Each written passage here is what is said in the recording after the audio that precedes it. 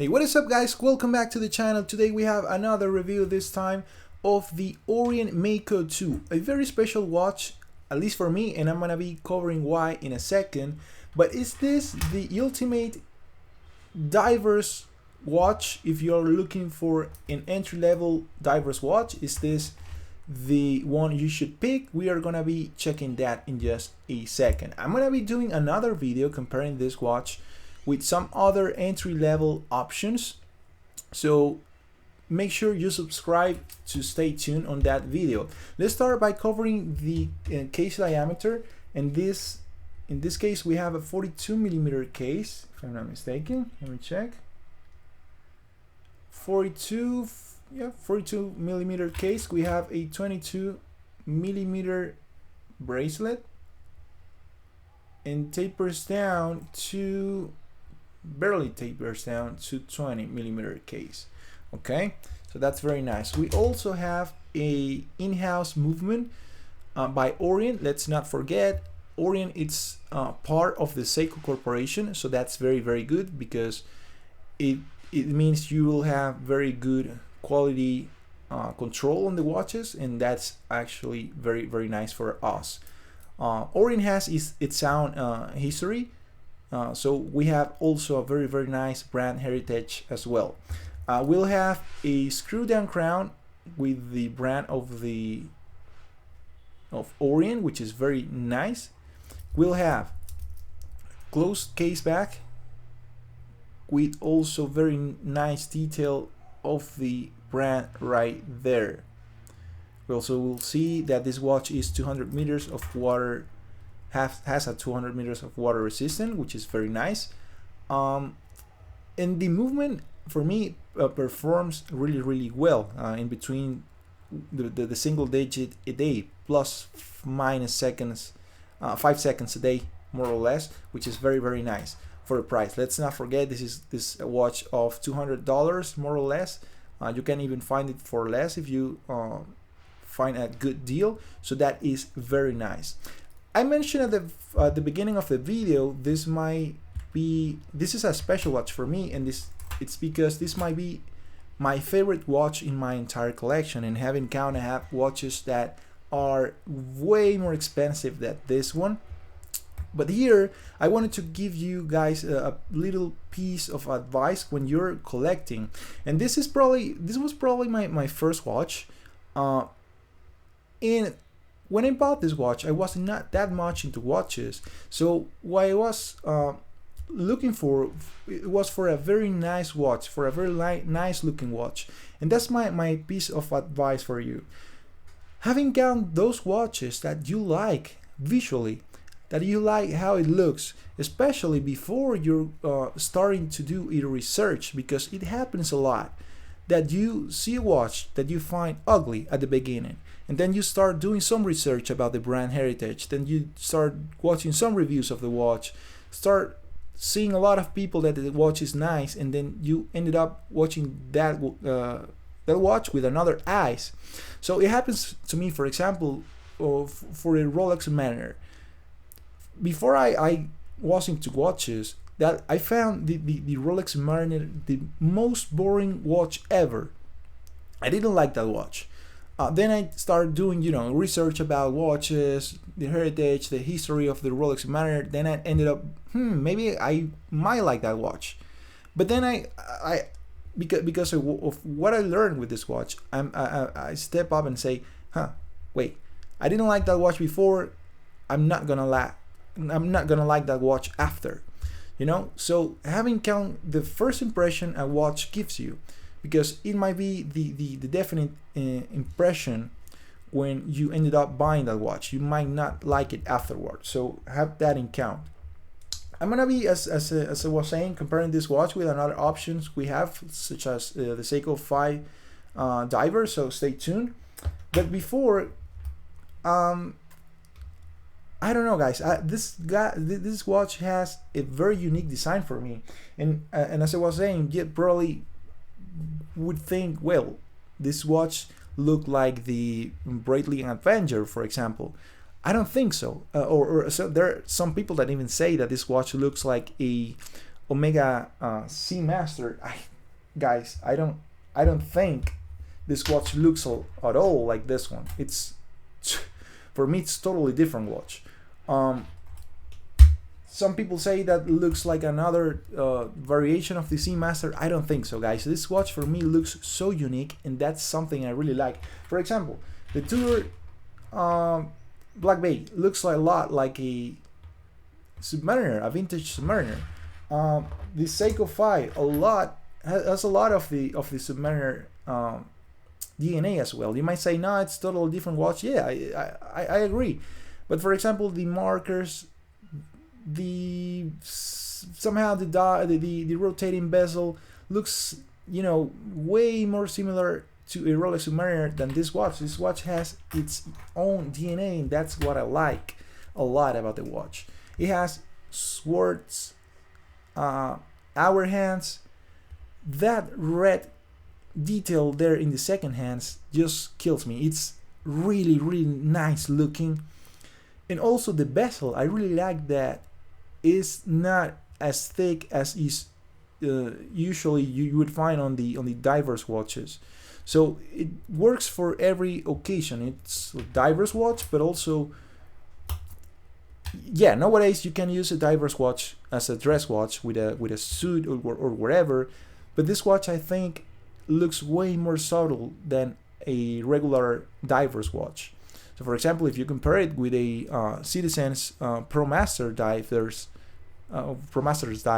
it's the ProMasters. Yes, it's more like a diver's watch. But for example, that watch would be so hard to pair with a good suit. But in this case, it doesn't happen like that. And again, this might be my favorite watch because of the look of the watch. I don't know, the face of the watch, the dial, looks so elegant. The logo, it's so elegant, and that sunburst dial, that sunburst blue, is just amazing. That sunburst with that small detail in red of the second hand, with the really, really small detail in red that the logo has, it's amazing, guys. Also with that type of letter, type of font there in cursive, it's, for me, it's so elegant, and I really, really like that. Also, the Arabic numbers at 12, 6, and 9, it's at the same time elegant. I think it's very, very nice looking, and also helps with the readability very nicely. So again, for me, this is a watch, like, if you merge all the watches that I like, this is the watch it will come out from that. So for example, it has the 12, 6, and 9 numbers, which I really like for legibility. The hour hands, hours and minutes hands, are amazing. The second hands for me is perfect. It has that small tip that we have on the Seamaster, for example. The sunburst dial is amazing. I don't know, guys. Well, let's continue, because I'm really, really in love with this watch. And remember, this is probably my first watch I had. Let's continue with the bracelet. There's a lot of people that say that they wouldn't like the bracelet that doesn't tapers down. Here, let me give you some advices with this. The bracelet is nice. For the price, is really, really good. I think we don't have solid inlay here, but with the weight of the watch, this is not something you will notice. For me, I don't mind the watch not tapering down. I mean, having count as well, there's a lot of modes available for this watch, which is another point I really like. If there's a lot of bracelets available out there, if you want to swap the bracelet for another one. For me, I have not done that. Although having count, I've done that with pretty much all my watches. I've done that, for example, with the Seiko 5. If you remember, I have a video review of this one already. This bracelet, I replaced it. This is a higher quality bracelet by St. Martin, which is a very, very nice looking bracelet. but I don't feel the need of doing that with this watch in particular, because I think the bracelet is very nice. Yes, it doesn't tapers down a lot, but for me it's enough. It's good. Also, I really like the fact that it's like a oyster bracelet, but if you look closely, it's like an inverted oyster bracelet, because for the oyster bracelet usually starts with this middle link. It's, you know, goes like here, and then it's like this, you know, it's like vice versa. So it has its own touch here as well, and I find that really nice. The bracelet is so comfortable, guys, and that's something I mentioned on my last video as well, that I learned that when you are buying more and more expensive watches, there are some luxury brands that are not putting a lot of effort in making the bracelet feels heavy and substantial, but to make it feel comfortable, and that's the case here, and that's something I learned. For example, on the Tudor Black Bay that I covered on my last video, that bracelet feels way lighter than a lot of my bracelets, for example. And also I heard that the Patek Nautilus, that bracelet, the bracelet on that watch is so lightweight that gives you the impression that the watch is not of good quality. So in this case, we have push pins in order to resize the bracelet. Very nice. But the bracelet, guys, is so comfortable, and again, I don't mind not tapering down. I have the Omega C Master that doesn't tapers down, and I don't find that you know, to be a problem. It looks nice, it looks even, and there's some people that doesn't like that. I like it. I like it. I mean, I don't mind it if it tapers down or not. In this case, actually tapers down a little from the first link to the rest of it, so that's nice. The clasp, also not a problem for me. There are a lot of people saying, this is a press clasp, it's not the best. For me, doesn't gives you the feeling of a bad quality clasp. For me, it's comfortable. There's a lot of Rolexes up to the 2010s, I believe. Up to 2010, I think Rolex was making this type of clasp as well. So I have no issues with that. Again, if you compare it with more expensive watches, this just doesn't matter, to me at least. I have both experience. In this case, for example, this is not an expensive watch, it's a better bracelet though. For me, I don't yeah, this is a better quality, but this one is just okay for the price, especially. And remember, you can always replace it as well. So the bracelet, good, not the best of the best. It does the job. It's a very good bracelet. It's comfortable, which is the most important, so very nice. Now the bezel action here is not the best. You will need a lot of effort, probably because I don't turn it in a while, but you will need a lot of effort in order to make the bezel to rotate. I heard that some people fix it by you know, doing some type of servicing to the bezel, by putting some special silicone based oil.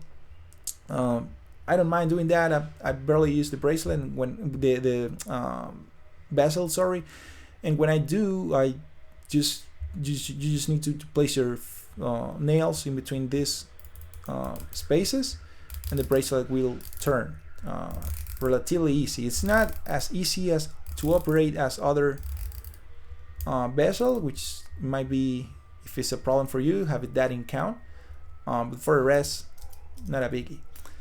Let's start this watch on my wrist. For reference, I have a 6¼ inch wrist.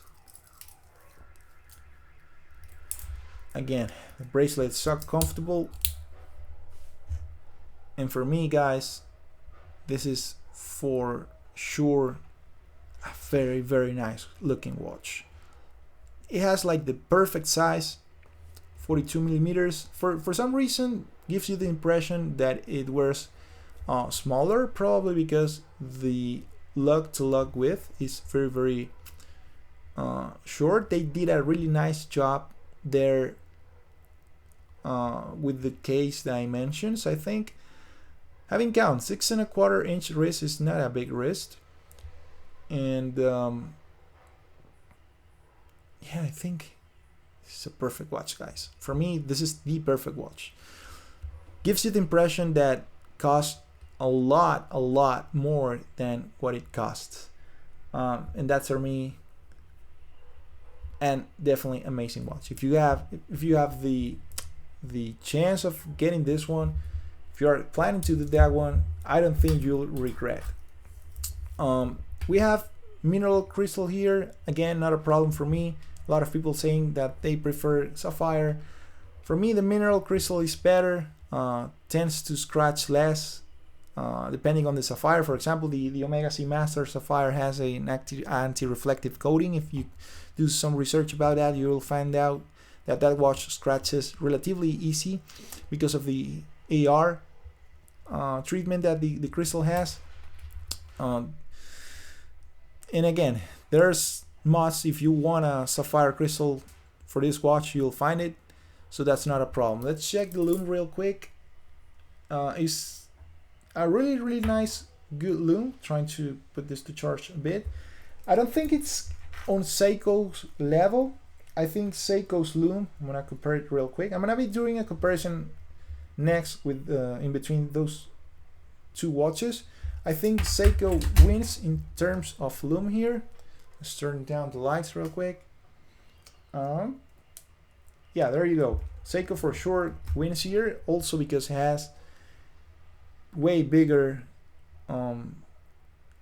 hour indices.